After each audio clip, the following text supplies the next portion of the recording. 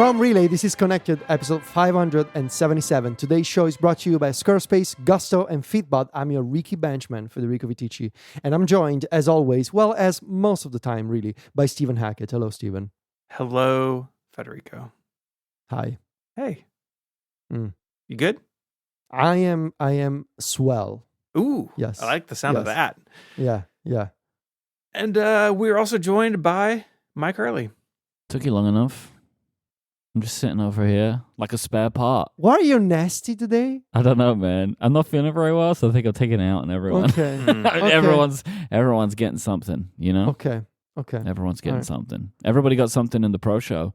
Go to getconnectedpro.co and you can find out what that was. Mike is really mean today, so he's bringing his energy into the show, and I don't know what's going to happen. We'll see. I've entered my villain at her. Oh, interesting. Okay.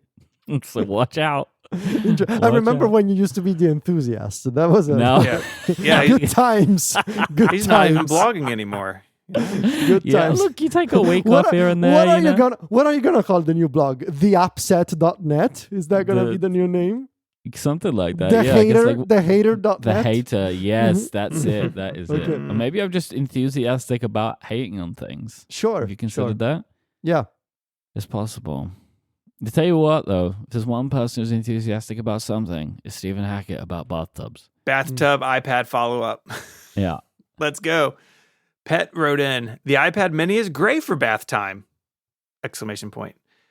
I also have a shelf over the bath, and my iPad mini sits on it using the excellent Moft Dynamic Folio. Have you guys come across this thing? It looks bananas. I don't know what this is. Yes. Yeah. Not digging it. Why is there an iPhone? How is there an iPhone also on this case at the same time as an iPad? It's That's too much. origami. That's too much. Too much. The only concern I have is touching it with wet fingers, so I keep a towel nearby. I haven't had any accidents yet. The rest of what I'm going to read is a parenthetical.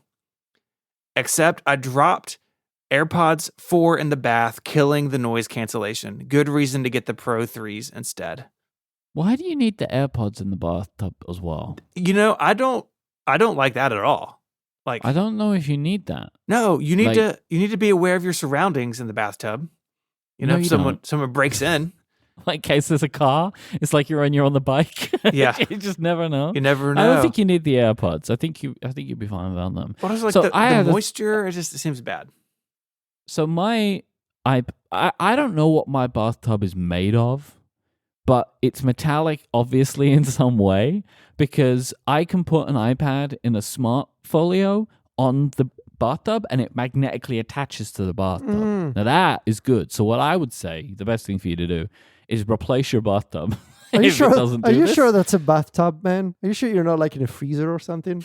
I'm just in a little tin. I don't know, man. I don't know what it's made of, but it magnetically attaches to the bath. They sold you a metal bathtub. I'm not super happy about this bathtub, though, if I'm being completely honest. I mean, I get it, yeah. The bathroom is relatively small, and we wanted to have a shower and a bathtub, like, separate in it, so we kind of had to get a smaller bathtub. So I kind of, if I'm in the bathtub, I can't, I have to kind of like sit at an angle, because I can't, otherwise I would get stuck. You know, this is not made for big boys like me, this bathtub. So it's not a two-person tub? I mean, it is potentially two people, but not me and someone else. Okay. Stephen, we spoke about this. Sure. You cannot visit Mike and have a bath together. maybe like knees up, kind of like. No, maybe he asked me a few weeks ago, "Hey, do you think this is the kind of thing that co-founders do?" And I told him no. Do you think this is the kind of thing that would be okay if there's no HR person? Do you think this kind of thing would be fine? He pitched it as like a vibe check about this topic. I was like, Stephen, no. That's good. Yeah. No, that's nice. I'm pleased that he asked you, though. Yeah. Hey, good news. WhatsApp. Yeah, go for it. Good news. Hey, guys, good news. Hey, guys. Are you ready for this? Yes. WhatsApp is here. No one's ever said it like that. How did you WhatsApp say that? and watch together. I just thought you mispronounced WhatsApp. WhatsApp. WhatsApp. That's what it is, right? I think we've had this. Like, it's like WhatsApp. It's actually like WhatsApp. Federico, have you used WhatsApp on your Apple Watch yet? No, but I noticed that I got it because suddenly the notifications were much better.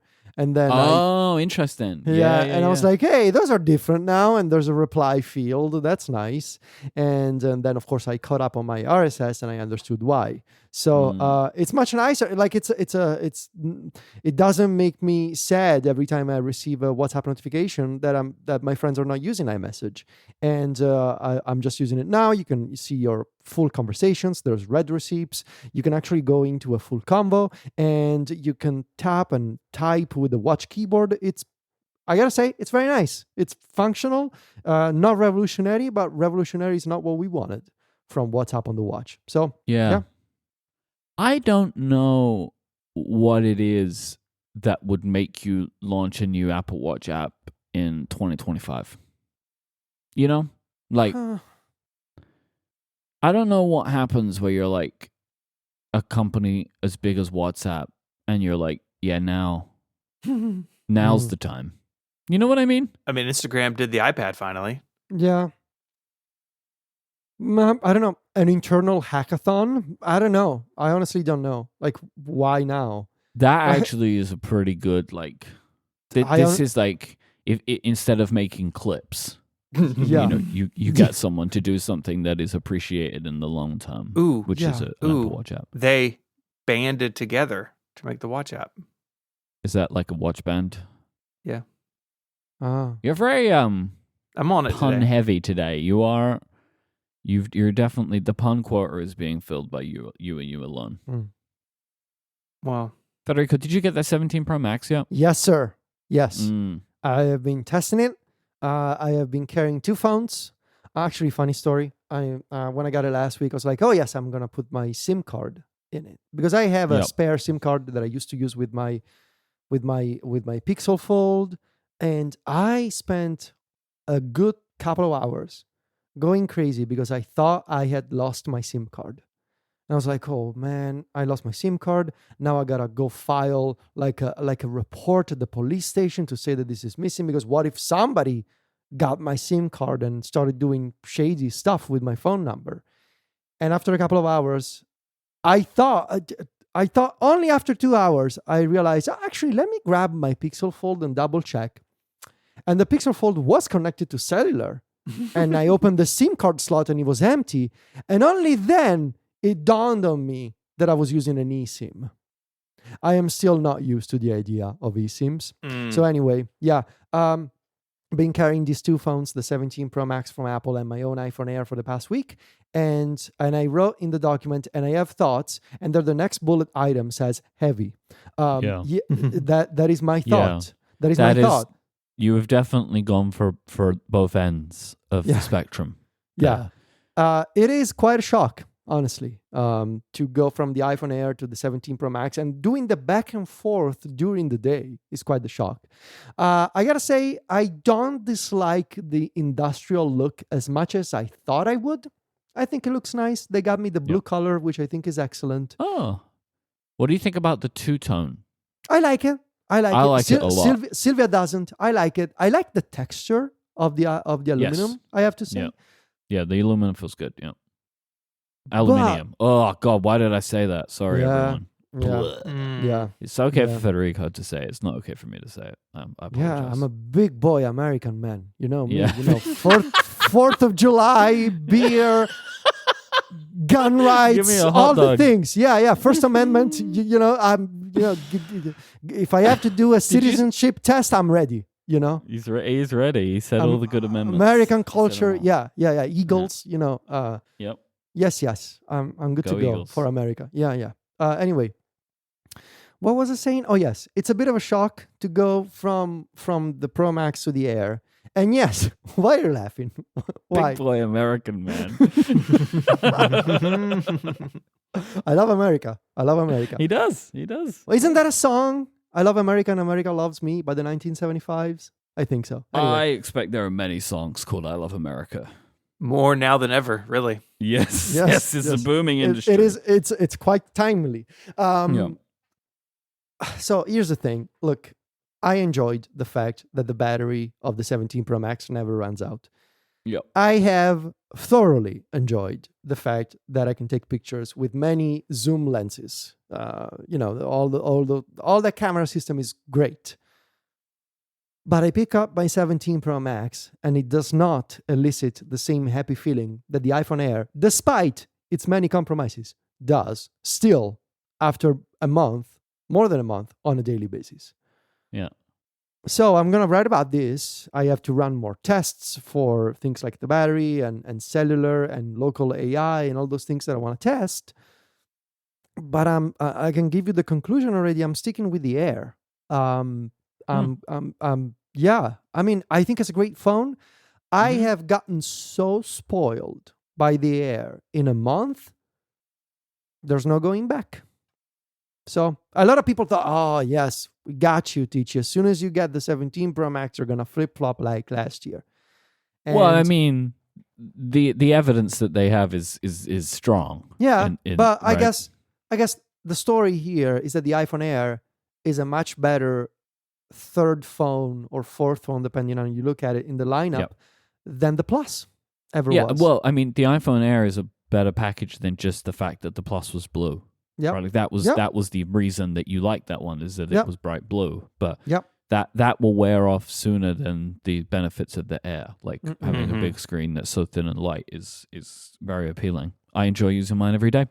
Yeah.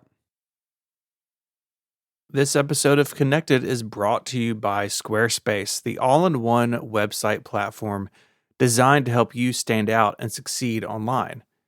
So whether you're starting something new or you're scaling your business, Squarespace gives you everything you need to claim a domain name, showcase your offerings with a professional website, grow your brand, and get paid all in one place.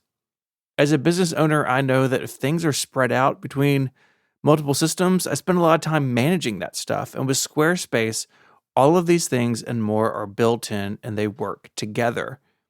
So you can offer your services and get paid with Squarespace. From consultations to events and experiences, you can showcase your offerings with a customizable website designed to attract clients and grow your business. Think built-in appointment scheduling, email marketing, and more. Plus, keep everything cohesive with on-brand invoices and get paid easily with online payments. And you can keep track of all of this stuff with built-in analytics. They're intuitive, they measure what matters. Makes it super easy for you to review website traffic, learn where to focus engagement, and you can track your revenue from bookings, invoices, and product sales. Head on over to squarespace.com/connected for a free trial. And when you're ready to launch, use the offer code CONNECTED to save 10% off your first purchase of a website or a domain name. That's squarespace.com/connected and the offer code CONNECTED to get 10% off your first purchase and to show your support for the show. Our thanks to Squarespace for their support of Connected and all of Relay. So 26.1 is out on all the OSs, including TV OS, Vision OS. But really, we're here to talk about iOS, iPadOS, and macOS. Now, there's a main reason, I think, why a lot of people will be interested in 26.1, and that is the tweaking of liquid glass. On the iPhone especially. We spoke about this before. You can now choose between the two options. Tinted, which is not a good name, which is the more opaque version of liquid glass that you can enable in settings under display and brightness of all places. And you can choose between tinted and clear. iPad people will likely care about the return of slide over, which we also spoke about. You can have one slide over window that coexists with the new multitasking system of iPadOS 26, and you can have another slide over window if you're using an external display. So it's one slide over per display. And there's also the improvements to the local capture feature if you are one of those people that wants to record audio, video, or both on an iPad.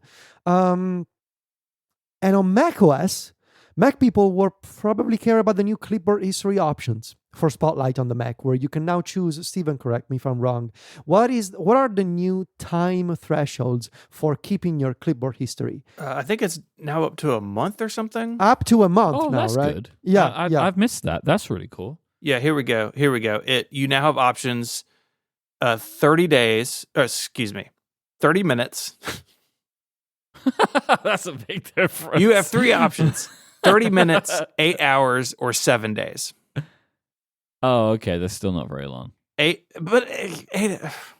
hours is fine. People are freaking out. Yeah, no, I know. What I would is for Spotlight to work. Oh, you having that problem? Oh yeah, I gave up and went back to Alfred after 2 seconds.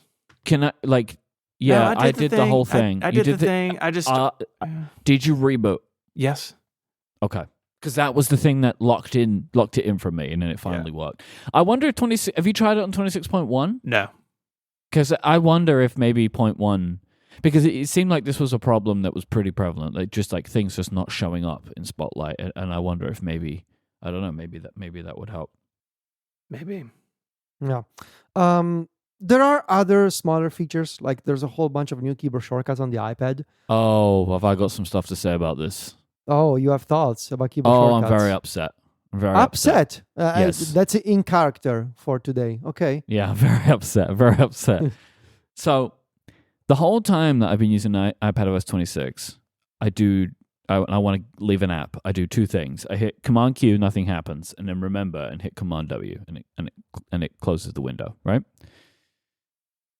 They added a Command Q shortcut now that will also close windows.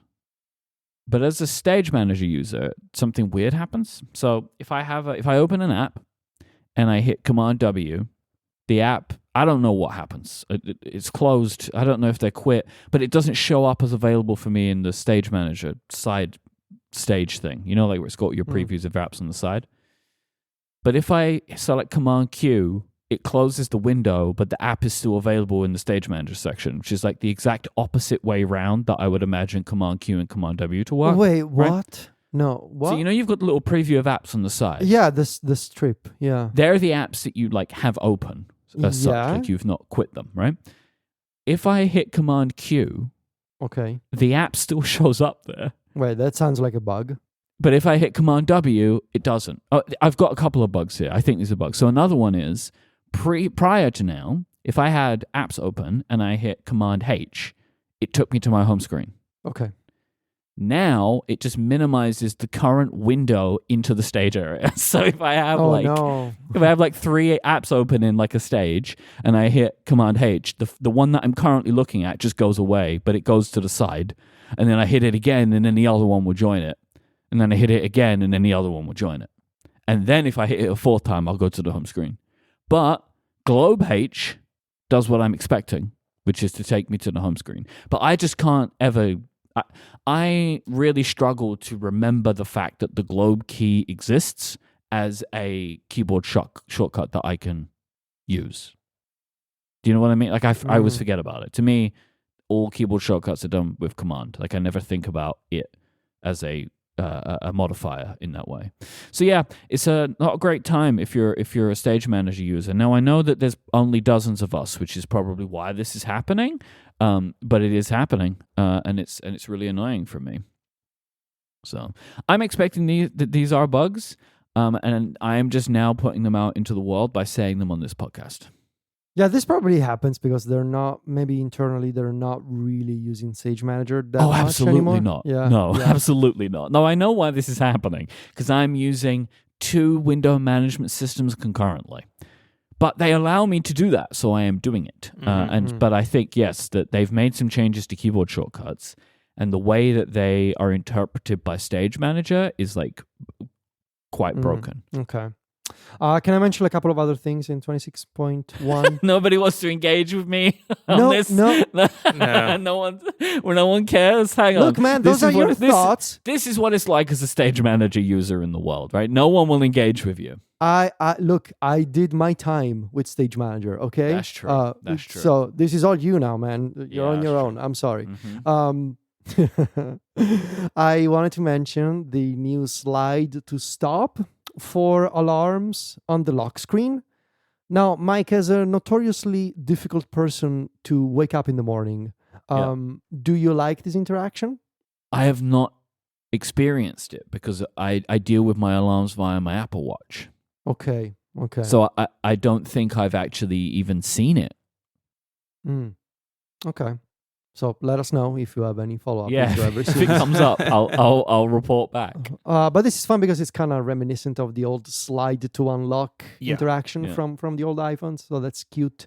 Well, also my world of waking up has kind of changed significantly to how it was before. Like this morning, I was awoken by Adina bringing my child close to my face, and she grabbed my face. So that was how I woke up this morning, which I like a lot more than alarms. Do you know that I also actually stopped using alarms because I have a foolproof system? What is it? My dog wakes me up in the morning now. Right. Every single day, they have this perfect biological clock where every morning at 8 a.m., Ginger wakes me up because she needs to eat. And it's perfect. Like, What happens for daylight savings time? she woke up at 7 instead of Right. 8. And I was a very sad man on that morning. And I wanted to mention the option for disabling the camera swipe on the lock screen. Yeah, So I if did that immediately. Yeah. You can now disable lock screen swipe to open camera. It's a new option in settings camera that you can turn off if you don't want it anymore. And if you guys are interested, there's a new toggle in settings for rapid security responses. I know, Steven, you as a journalist, obviously you are one of the people who are, subject to cybersecurity attacks. 9 to 5 Matt keeps trying to break into my phone. I wish they Yeah. would stop. Yeah, They want the Devon thing. Yeah. They want the Yeah. database. They do. I was trying to find a link. I can, I'll give him your passcode for $600. I hear that's the money that people don't open that can of Wait, worms. what? I don't even know what that.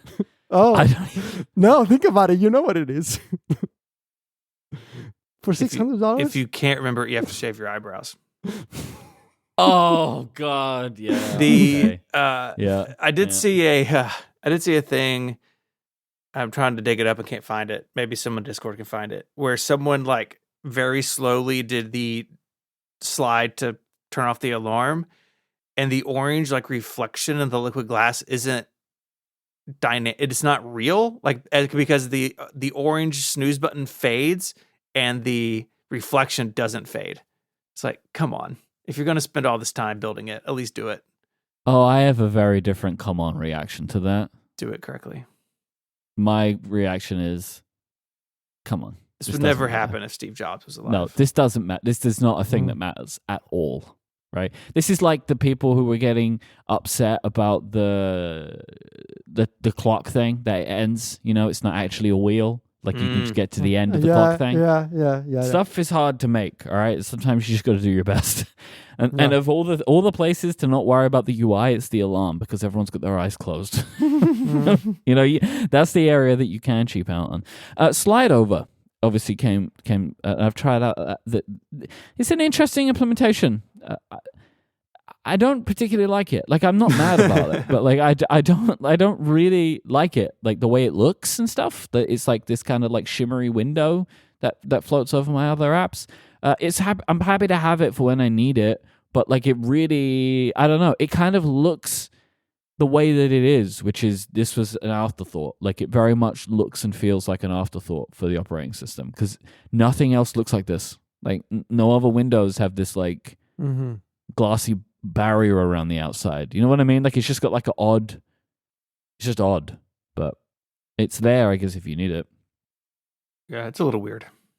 But obviously the big thing we mentioned at the top is the option to tint your liquid glass. And what are we all doing? What's going on? Well, how are we all got our phone set up? Clear, baby. Yeah, exactly. Right? Yeah. I'm happy that we're fighting this fight because you know what? It looks good. I don't know what to tell you. It looks good. No. Light mode or dark mode for you two? In general. Light during the day, dark at night. What Okay. Steven said, yes. Okay, I'm dark all the time. Ooh. But yeah, I think liquid glass looks good. Like I've the more I've used it, the more I like it. I've gotten used to it and I enjoy it. Like I wouldn't want to. Like I've seen screenshots of how it looks, and like I understand why they've done it, but also I don't think you need to do it.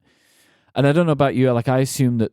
I mean, I updated my phone to the public release, and like it didn't prompt me to do this. And that was like the last question that I had. It's like, will the phone ask me what I want to do. Mm-hmm. It doesn't seem like they've added that in at all. So yeah, it's going to be interesting because this is the release. My expectation, right? Is this is the release that actually Apple pushes to people, instead of like people Probably. requesting to update. Probably. And so this is the first one that they would do it on, right? Is maybe an easier thing to say. So it'll be interesting to see how it rolls out. Mm-hmm. Mm. This episode of Connected is brought to you by Gusto. So you've started a business to do what you're good at, not spending hours calculating things like tax withholdings. And that's where Gusto comes in, to take the stress out of payroll, benefits, and HR, so you can focus on why you started your business in the first place. I've been using Gusto for years. It was recommended to me a long time ago by my accountant to run payroll across my various businesses, and it's really easy to manage. It has saved me so much time and headache over the years. Gusto is an online payroll and benefit software built for small businesses. It's all-in-one, remote-friendly, and incredibly easy to use. So you can pay, hire, onboard, and support your team from anywhere. Automatic payroll tax filing, simple direct deposit, health benefits, commuter benefits, workers' comp, 401k, you name it. Gusto makes it simple and has options for nearly every budget. And if you have questions, you have direct access to certified HR experts to help support you through any tough HR situation. Try Gusto today at gusto.com/connected, and you'll get 3 months free when you run your first payroll. That's 3 months of free payroll at Gusto, Gusto, gusto.com/connected. Our thanks to Gusto for the support of this show and all of Relay.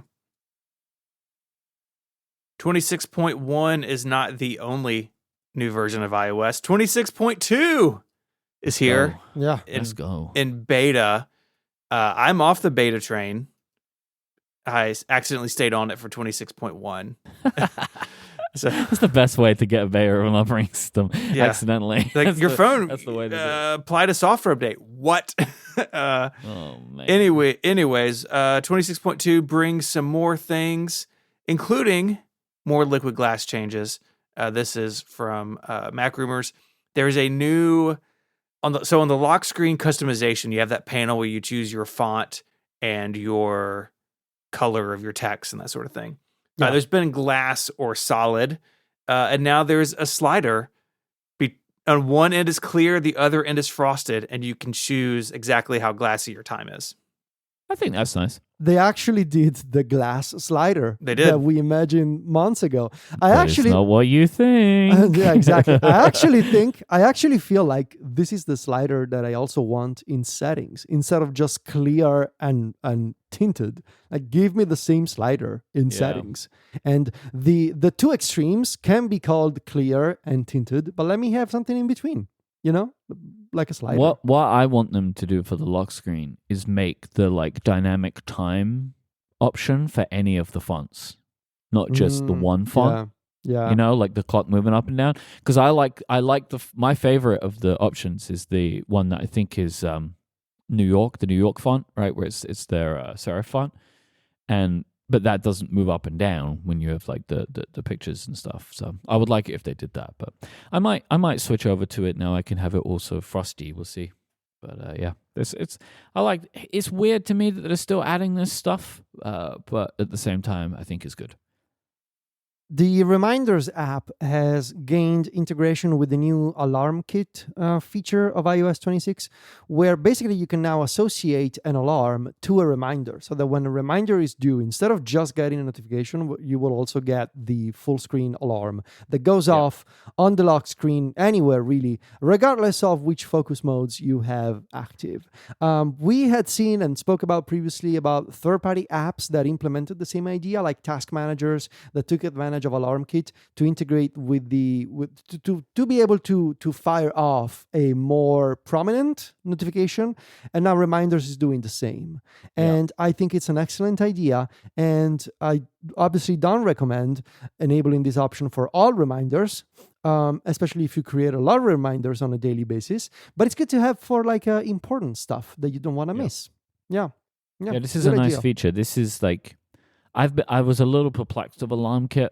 Like when they announced it, like I couldn't really get my head around why this needed to exist. But this is actually a really good use case for this feature, I think, of like, there is that one task that has to happen, and you can make sure that you know it because it's going to absolutely take over your phone, you know? Yeah. The sleep score has Yeah. been Yeah, tweaked. what's going on here, Steven? I don't use this, so I don't this is either. all you, Steven. Okay. I use the excellent application Sleep++. Sure. Hashtag. Well, I can tell you then. What they did was, so they have like a classification, right, between Sure. 0 and 100, and there was text labels for each of these score brackets. Previously, they had the top rank that you could get was excellent. They have now removed that word, so now the highest score that you can get from a label perspective is very high, which makes a lot more sense, I think, because a high score does not mean you feel like you've slept well sometimes. Mhm. Like the score is based on a bunch of factors. And for Apple, the factors that they're scoring on are actually not that good, really. They're not pulling in all of the potential data that they could from some of the vital stuff, is my understanding. And so now the highest score that you can get is very high, and they have kind of refactored the points to account for the fact that they have only 5 definitions rather than 6. Yeah, it's simpler. I think it's easier to understand and a little bit less over the top. I mean, I think a lot of people, certainly what I saw comments of like, I have this really high score in sleep score, but I don't feel like it. And part of that is I think that the weighting of the points was wrong, but also like you said, it's not a complete picture like some excellent third-party apps do. And so, I think it's more in line maybe with how people actually feel, but I still think there's room to have something a bit more comprehensive. Now, the one last thing that they've added, which is maybe pertinent to us, is so Apple added Tables in transcripts, freeform. Not tables in freeform. Apple added. How did you know? That was my secret delight is tables in freeform. They last year or the year before, Apple started automatically transcribing podcasts in Apple Podcasts. Yeah. They use an Apple intelligence model to do this. And the transcripts are very good. Like we spoke about them a lot of the time. Like Apple's doing some clever stuff about like looking at things contextually. Like it gets my name right, for example, the spelling of my name, it gets right. People refer to it, which I think is very good. They are now clearly using these transcripts for other features. Mm-hmm. The main one is chapters. So Apple is actually encouraging podcast producers now to add chapters in one of 3 ways. So the way that we do it, which is embedding the chapter in the MP3 file, which is the best way to do it because you have the most control. But a lot of podcast producers don't do this because they have automatic ad insertion, and that just won't work with MP3 chapters at all, because the audio host is going to be splicing up the audio to put the ads in, and the ads change in duration. They're also recommending that people put them in the RSS feed using RSS tags or in the description, just kind of like time codes. Right. Again, this can get a bit wonky with dynamic ad insertion, but some people still do it anyway, and you might have to listen to 10 seconds of an ad more than you expect or something like that. But it's a way. So Apple is encouraging podcast producers to do this. Like that, if you are signed up to Apple Podcast Connect, which is how you put a podcast on the Apple Podcast app, they sent an email to everyone, kind of like talking through these changes, and they encourage all of this. But if you don't do this, they will now create chapters for you automatically. And the expectation is they are analyzing the transcript and cutting it up in certain ways. This is just what Spotify does. So Spotify ignores everyone. All the chapters in Spotify podcasts are chapters that Spotify have created. They don't pay attention to anyone's distinction for chapters. They just make their own. One of the reasons that they do this is because Spotify take your MP3 file and rehost it. So they're doing whatever they do to it. It's just like as a podcast producer. So Apple's now doing this too. So in theory, all podcasts will have chapters now in Apple Podcasts one way or another. So either they will observe yours in the way that you have provided them, and if you don't, it will fall back to transcripts. Although I think you can opt out of that too, though. So in theory, they will do this unless you've explicitly told them not to. I think is that right, Stephen? Is there an opt-out? I think you mentioned this to me, or maybe you were talking about something else that they're doing. I believe that there is. Apple has sent an email out to people with Podcast Connect. Yeah. So I found the email, Stephen. You can manage settings for these features, including opting out in Apple Podcast Connect, says in an email that the Apple Podcast team sent out to everybody who subscribes. So yes, in theory, you could say no to this if you wanted to, but I don't think most people will. I think you have to be very specific of a podcast producer to be like, I don't want any chapters at all. I don't know why someone would feel that way, but maybe they would. I don't know. As well as the chapters thing, other podcasts that you mention in your show could be highlighted as like, go subscribe to this podcast. Mac Power users, Mac Power users, Mac Power users, Mac Power users. Yeah, that's interesting, isn't it? As a thing to do. So I listen to the Waveform podcast, which is MKBHD's podcast, and there was don't mention them by name. Sorry, I listened to a podcast by a YouTube creator, and they were talking about how every time they mentioned Nintendo Switch 2, it would increase. It seemed to increase their watch time, or like they're like how many people found. So they would just keep saying it in every episode, like for a similar reason, because there was so much hype about that when it was on its way to being released. So they'll somehow, I guess they will highlight. They will use transcripts in some Apple Intelligence model to find these and then highlight these podcasts as a thing, like, or episodes for you then to go and subscribe to in Apple Podcasts, which I think is really cool as a feature. And then also, if you link to anything featured in an Apple service, so music or news, a link will appear at the timestamp you provide them. So they're like, hey, why don't you just put a link to an Apple News article and put a timestamp in, and then we'll pop up a little thing on the playing screen. Also, they are going to be doing automatic linking via the transcripts too. So if they can see something, say it's a song, say you're talking about a song, it is very likely that will pop up on the Apple Podcasts kind of like playing screen for you to go and listen to that song in Apple Music. Yeah, it's fine or whatever. The thing that I immediately thought about with the auto linking is like, what if your podcasts or basically your entire company of podcasts have very generic names? Like, there are other connected podcasts, right? Right, but it will be done by searching, like search weighting, right?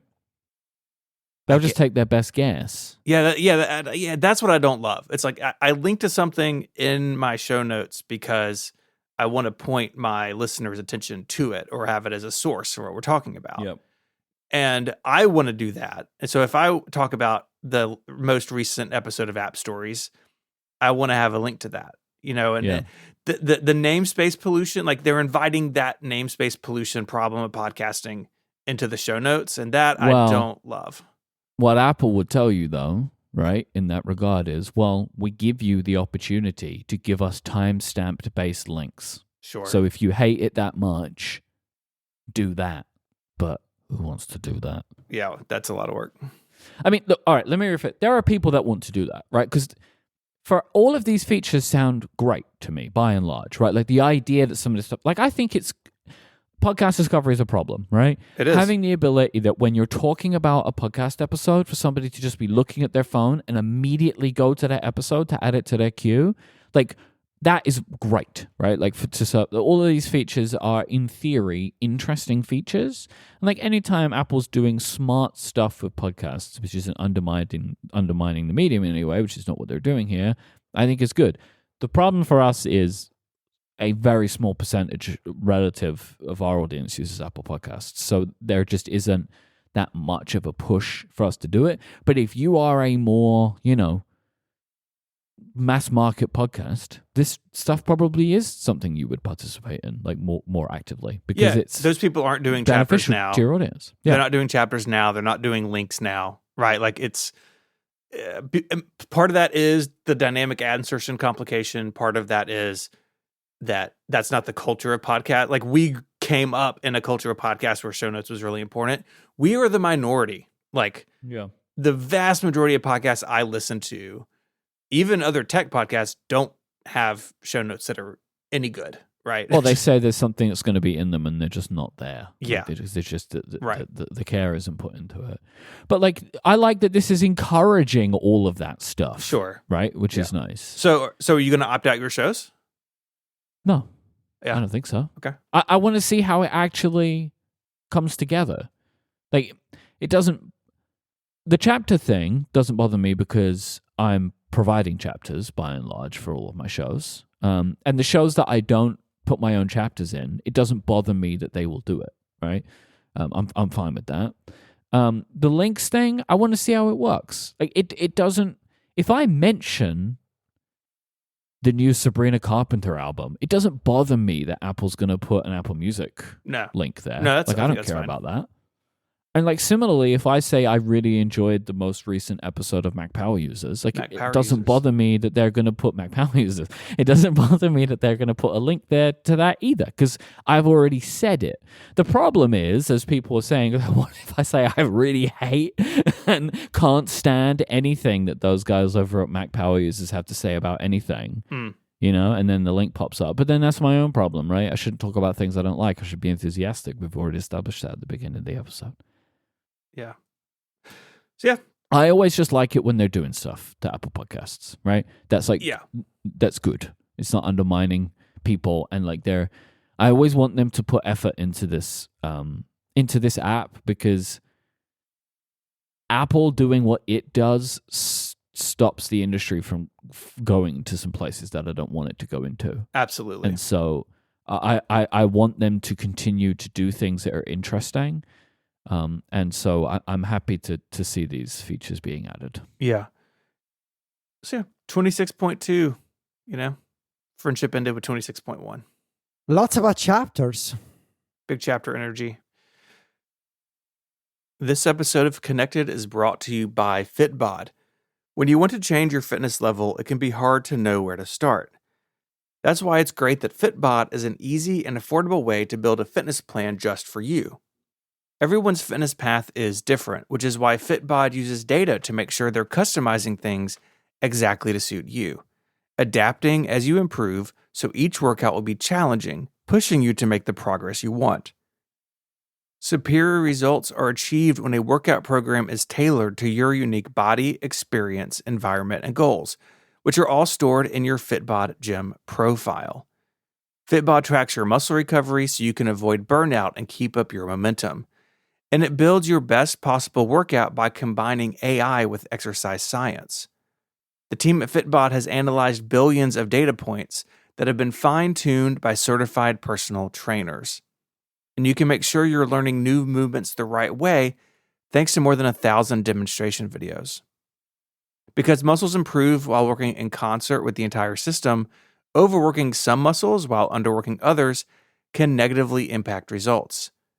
That's why Fitbod tracks muscle fatigue and recovery to design a well-balanced workout routine, which also means you'll never get bored as the app mixes up your workouts with new exercises, rep schemes, supersets, and circuits. And the Fitbod app is really easy to use. It has these great progress tracking charts, weekly reports, and even sharing cards so you can let your friends and family know what's going on. And of course, it integrates with a bunch of other stuff, the Apple Watch, Wear OS smartwatches, and apps like Strava, Fitbit, and Apple Health. I love that Fitbod adapts to you over time. And there's even this great section here where you tell it what equipment you have. So maybe you're traveling and you're not in your home gym and you've got different equipment or maybe even more equipment available to you. You can simply adjust that in Fitbod and it reworks your workout for you. Personalized training of this quality can be expensive, but Fitbod is just $15.99 a month or $95.99 a year. But you can get 25% off your membership by signing up at fitbod.me/connected. So go now and get your customized fitness plan at fitbod.me, FITBOD, fitbod.me/connected, and you'll get 25% off your membership. Our thanks to Fitbod for the support of the show and Relay. So we got a report from, I would have said the sheriff, The Steven wizard. said Yeah. the wizard. Yeah, as Stephen very rightly puts in Rumor Roundup, the wizard Mark Gurman. Yeah. But Mark Gurman published yesterday, an article on Bloomberg saying that Apple is planning to use a Google Gemini model, a 1.2 trillion parameter model made by Google for Apple that's going to run on private cloud compute and is going to power the new Siri in 2026. It's launching in the spring, and Apple is going to give Google $1 billion a year to use this model. And there are many interesting details here, and I have a lot of questions. But to give you a brief summary, what Gurman said is that after evaluating a whole bunch of models from OpenAI, from Anthropic, and from Google, Apple decided to launch this Siri overhaul, targeting right now iOS 26.4 in the spring. The Siri overhaul that will have the previously delayed features from Apple Intelligence, so the on-screen awareness, the personalized context, and the ability to perform in-app actions. Those were originally showcased in WWDC 24. They were delayed earlier this year. This will come in 26.4. And this new Siri will also have, according to a previous Gurman report from September, will have some world knowledge capabilities with the ability to provide users more answers that are grounded in world knowledge and web search integration. That was a separate report from Gurman saying that Apple was targeting the launch of this product, competing with the likes of ChatGPT Search and Perplexity. It sounds like Google was able to cut a deal with Apple to give them a pretty large custom Google Gemini model that will power the planning and summarization features of Siri. Apple will still continue using some of their own existing on-device models. This is where we need to have a whole conversation about how this will actually work in a minute. But the backbone of this new Siri will actually be a white label version of Google Gemini. Gurman is saying that Apple is still thinking that they can eventually release a model of their own of comparable size. So a huge Apple Intelligence model that runs in the cloud with comparable performance and knowledge. They're still working on it, but right now, rather than wait until Apple Intelligence is good enough, they are going to rely on a third party and they are going to rely on Google. That is the article. I have thoughts and I have questions, and this to me is the most. This is for me the most interesting story of the year, and it makes a part of my brain light up in a way that hasn't in a long time. Like rainbow lights around the edges of your brain. Yeah, that requires medical attention, right? It does. You're in a situation.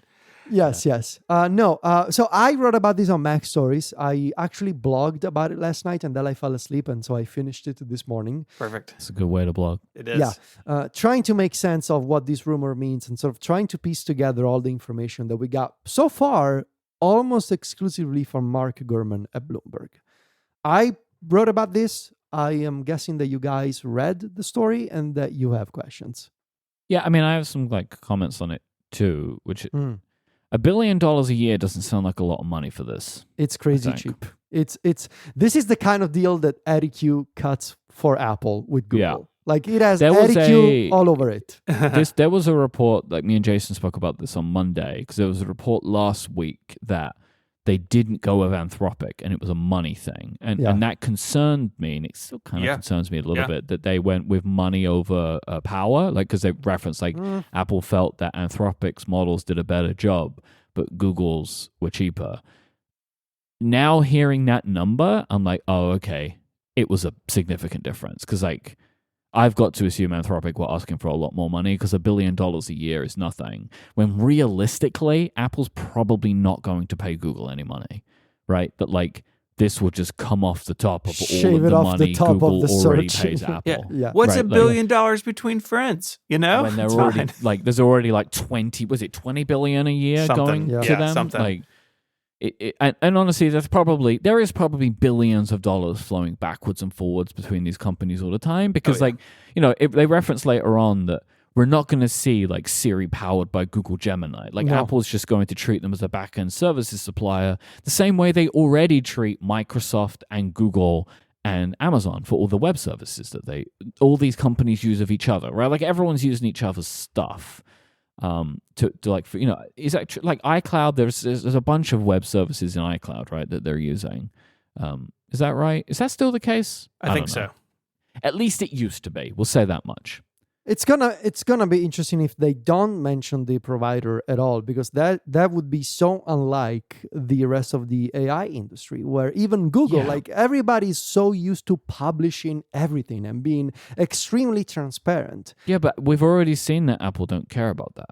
Like that, I to an extent they don't. I care. would be very, very confident they will never talk about who's powering this. Like it is not in Apple's interest to do this. Like I don't know.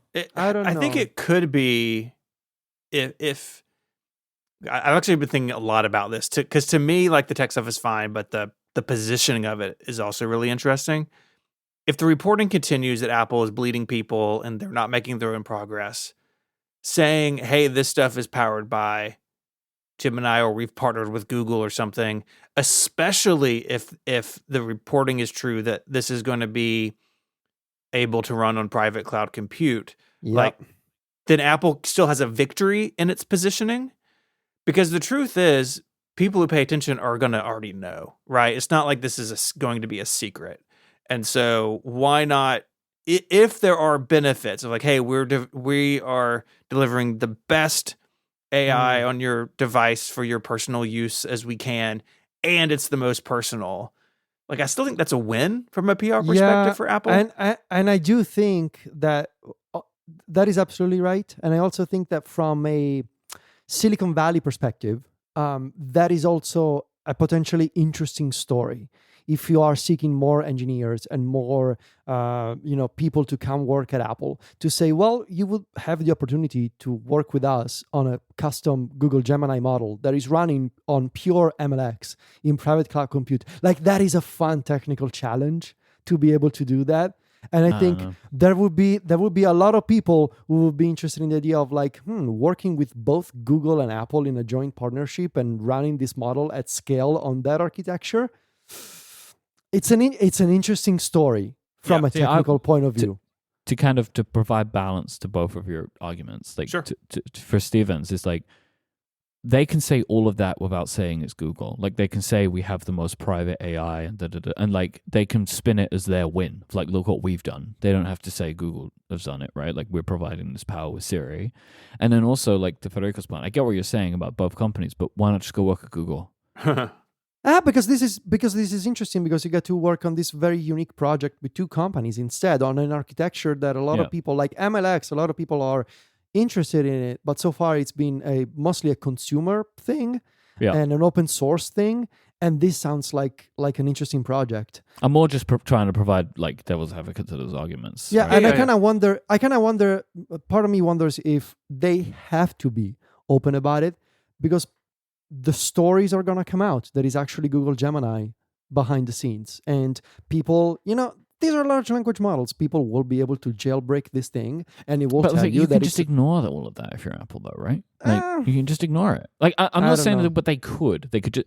I don't think that they have to do this, but I don't know. Like it's an interest. It is going to be interesting to see how they handle this because yes, in Yeah. the past, talking about data providers is not interesting, but there is at least something interesting to this. Mhm. The thing, like one of the things that I find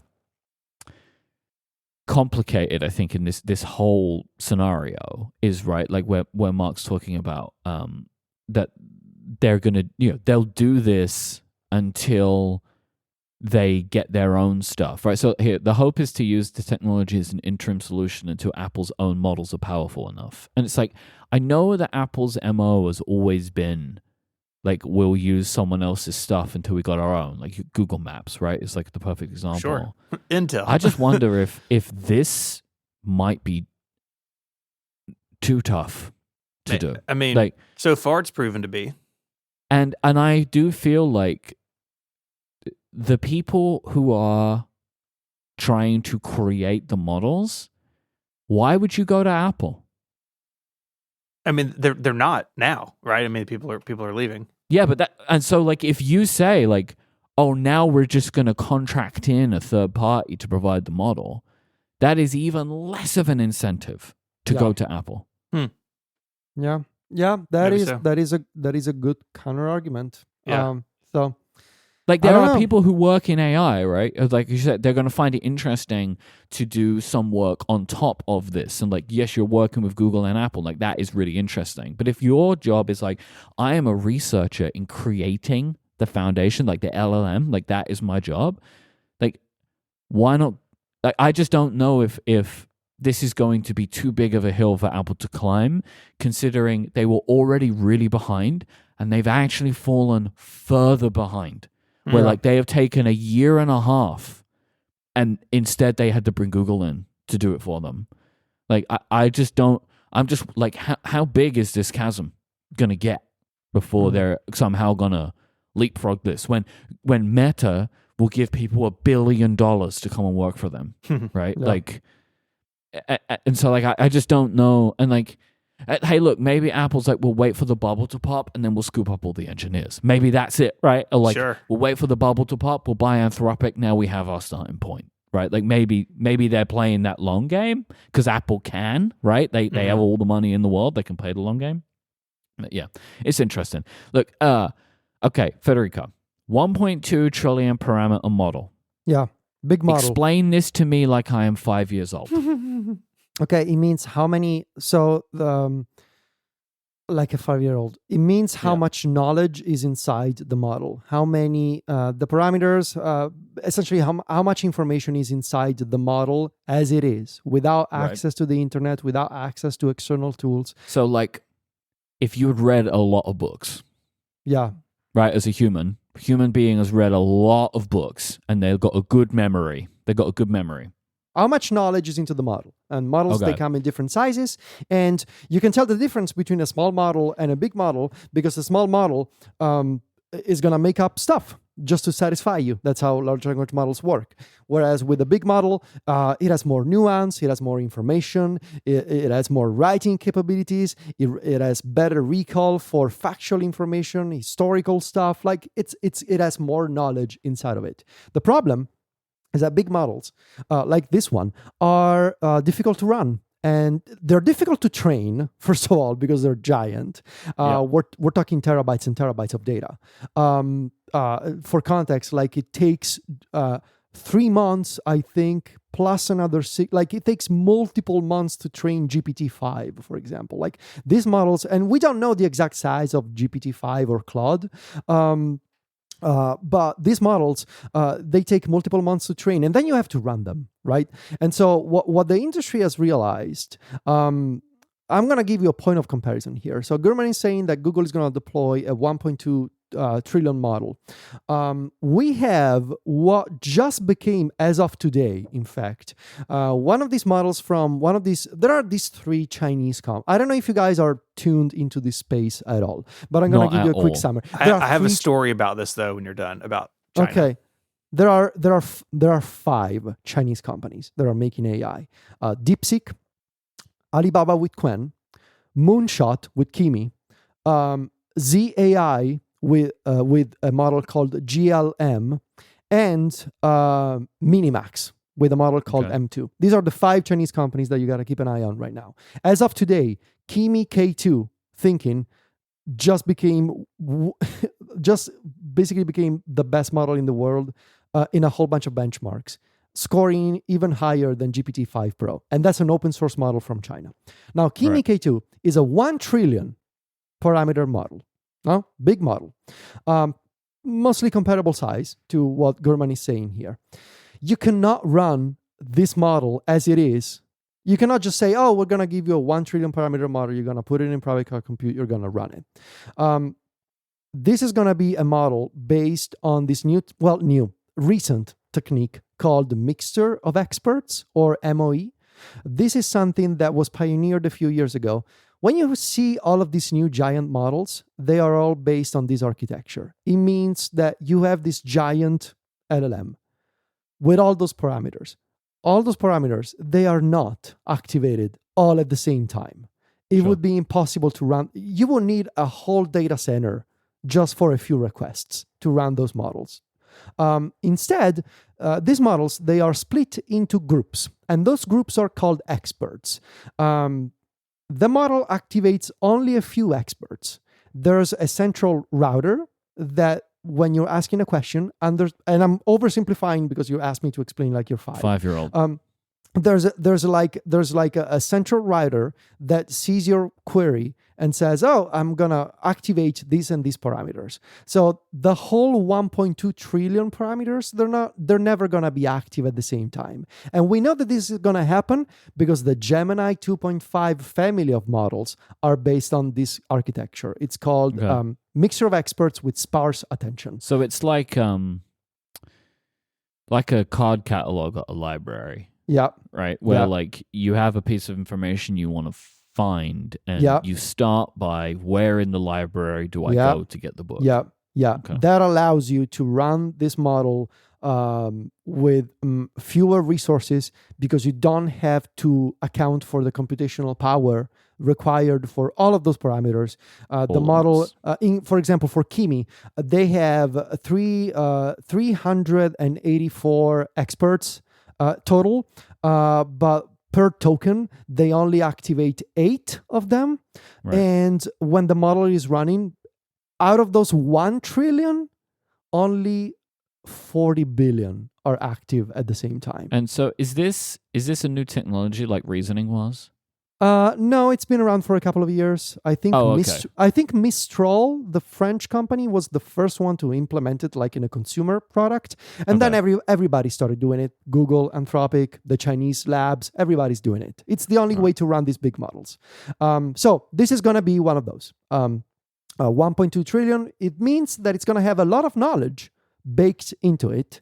And it's going to be based on this architecture that Google itself documented last year or this year, I guess, with Gemini 2.5. Now, is this going to be Gemini 2.5 or is it going to be Gemini 3.0? Gemini 3.0 is launching very soon. And it actually started testing. If you are fancy enough and Google gives you early access, I think people started testing Gemini 3.0 yesterday. And most likely Gemini 3.0 Pro will launch in the next couple of weeks. Now, we are talking here, this Gurman report, about March 2026, potentially. March, April. Well, I mean, that is the timeline that Mark Gurman has been focusing on for a long time. I have a lot of doubts about it, but... Yeah, but let's assume that that's going to be the spring. Now, obviously, Gemini 3.0 will be out by then. And realistically, we will have multiple flavors of Gemini 3.0 by then. We will have Gemini 3.0 Pro, which is the reasoning model, and we'll have 3.0 Flash, maybe even 3.0 Flash Lite. Now, I think personally that Apple and Eddie Q were savvy enough to convince Google to give them a custom model based on Gemini 3.0. Because the thing about 3.0 that was confirmed by Google engineers, again, This is a very different industry from what we're used to seeing from Apple. These people are just tweeting out information and confirming stuff out in the public before it's even announced. Gemini 3.0 will have native support for external tools. Tool calling is another thing that the AI industry is very hot about at the moment. It basically means the ability for a model to say, well, I don't know how to do this. I'm going to call an external plugin. I'm simplifying here. This is the whole thing with MCP, with code interpreters. Like, it's all based on the same idea. The model is able to run a tool on the side, come back, and give you the results. Gemini 3.0 will have tool calling. And I think this is potentially what Apple is going to do here. Because my personal theory is that Apple is not going to give up on the on-device models that they have right now that deal with on-device operations. Things like running shortcuts locally or managing your HomeKit accessories. I think what Mark Gurman means when he says the Gemini model will be used for planning complex tasks, I think we will be looking at a hybrid architecture where the new Siri will be based on the Gemini model that runs on private cloud compute and understands your questions. And based on those questions, it will decide whether it needs to answer on its own or call one of the on-device tools that is Apple-made code to deal with things like running shortcuts locally or managing your HomeKit accessories locally. I think Apple considered the big picture here and realized, well, we have a bunch of stuff that we can run on device that's been working pretty well. The problem is that often, the problem is not that your phone cannot control your HomeKit lights. The problem is that Siri doesn't understand you when you ask it to do stuff. And it doesn't understand multiple requests in a row. That is exactly what a modern LLM with tool calling built in can do. Understanding your requests, even multiple ones in a row, so that you will be able to say things like, hey, assistant, I want you to turn off the lights in the balcony, but also I want you to set the bedroom to 20 degrees and turn up the nightstand light. Gemini will understand all of that. The local tool will execute all of that. And I think that's the architecture Apple is building. Steven, you said you had a story? I do. We recently got a bunch of alerts from Relay's infrastructure. So I was looking through our Cloudflare account, and something in China has hit the Relay site 5 to 6 times more than all the rest of our traffic combined. Oh, now they are attacking you. We have been through this for the past month. You want to text John, Steven. Okay. Because we were under attack for 3 weeks straight from Chinese bots that were masquerading as Russian bots. It was a whole thing we had to deal with. Oh, good. I will text John. I turned some stuff off, and I did a lot of the AI crawl control stuff in Cloudflare, but it's bananas. Really, all of this story, man, it just so reinforces how misguided announcing this stuff at WWDC last year was. Yeah, because I have two little predictions I just want to share for now, and we'll see what happens in the future. One, going on something you were just talking about in a minute, Federico, I think one of the big problems that we're going to have is it's just not going to be as reliable to do simple things on your device anymore. That the phone, you're going to ask it to do your lights, and it's just going to get confused and just go off to the other LLM. I just think this might happen. I've heard reports of some of Google stuff doing this, that when they in the Google Home products they put Gemini on them, it was less reliable than Google Assistant in some instances for doing some simple tasks, just because there's this new part of the process where it's trying to decide what did the person ask for, right? My second point is, I mean this is not unique, but it's just how I feel. I don't think that we will see all of the things that they showed off at WWDC 23 shipping before WWDC 26. Yeah. That was my other question in the story.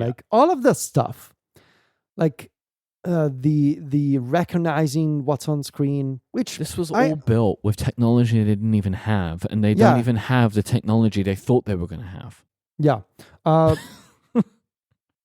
this is why I really hope that they can be transparent about it, because if it works, if they do have this hybrid system where it's an LLM in the cloud that is also orchestrating with a whole bunch of different tools on device, that is a fascinating technical accomplishment if it works. I don't know. I honestly don't know. Yeah. I honestly don't know. I would love to get more details here, but these modern LLMs, there was also the rumor, that Apple. Now that I think about it, kind of makes sense. Remember a few weeks ago we spoke about the potential, that code that was found in iOS 26, saying that Apple was gonna have MCP support. Now I kind of understand it, because if you're working with Gemini, that's the language that Gemini speaks, and if you're using Gemini as It's the just a backbone, symptom of it. yeah. So I wouldn't be shocked to see Apple saying, "Well, we told you that it was going to be app intense, but now you're going to have to do some little extra work to also have the document spec for MCP if you want to have that could they not integration." provide some kind of bridging system between the two? Like, in theory, they could do I that. hope that's the case, but knowing Apple, they'll probably have like an automatic thing. But if you are a developer, it's going to be recommended that you mark up your actions for MCP. Yeah. I mean, that's what it was going to be like with App Intense anyway, right? Like, because no one Yeah. was going to be using them the way that they were going to need them to be used. Although I still think that people aren't going to want to do that anyway. I wouldn't be surprised if Google and Apple, they sat down, they took a look at the system, and Google told them, well, look, if you really want to have this stuff be reliable, you got to use MCP. We cannot use this app intense stuff because Gemini was not trained on this app intense stuff. Like, you can get it to work, which is kind of what Apple has done with shortcuts, being able to pass in and out variables of different types. But I wouldn't be shocked if Google told them, look, if you want this stuff to work, it's got to be MCP. And you can use app intense, but there's got to be an MCP bridge in the middle. Final thought on this. What are the regulators going to think? Ah. Apple and Google. We've never had a problem with that before. Let's just get them to work together. I mean, they're coming off of victory in that regard, in the US at least. I don't know if it was a victory. They didn't have to. Such. They still get their money, and Google got to keep Chrome. I think that's. But like the judge was just like, well, there's nothing we can do about it. But I guess maybe that is the victory, right? Like, this is wrong, but we can't do anything about it. So we just have to let them get on with it. I don't know. Maybe this is banned in the EU. We'll see. Maybe. Ooh, oh man. I think everything is. What is it? Wi-Fi is banned now. Or something? Yeah, Wi-Fi sync. Yeah. You know what's not banned in the EU? What is not banned? This outro to the show. Okay. Banned. For now. Okay. For now, we'll see what happens. Yeah, if you want to find links to the stuff we spoke about, head on over to the website, relay.fm/connected/577. Those links are also in your podcast player because we're responsible podcasters. There's a fire truck going by my house. I can hear it. I wondered who Yeah. had I don't know what's going on.